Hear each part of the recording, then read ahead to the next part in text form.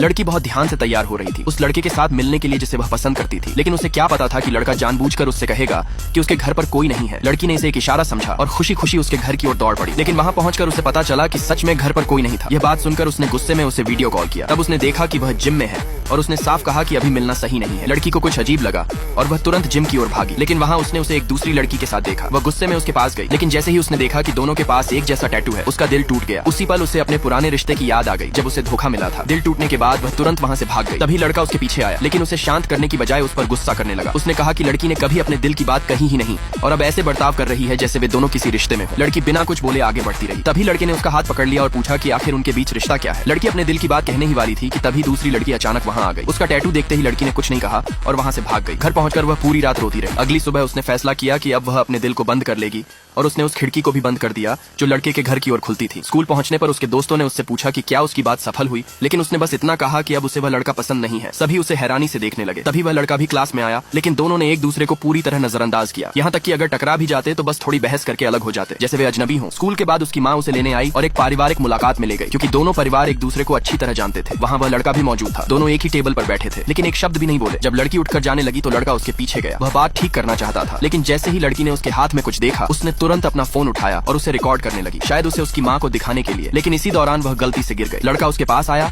लेकिन उसे उठाने की बजाय उसने भी अपना फोन निकाल लिया, जैसे वह भी उसे जवाब देना चाहता हो। और अगले ही पल दोनों के बीच जोरदार बहस शुरू हो गई।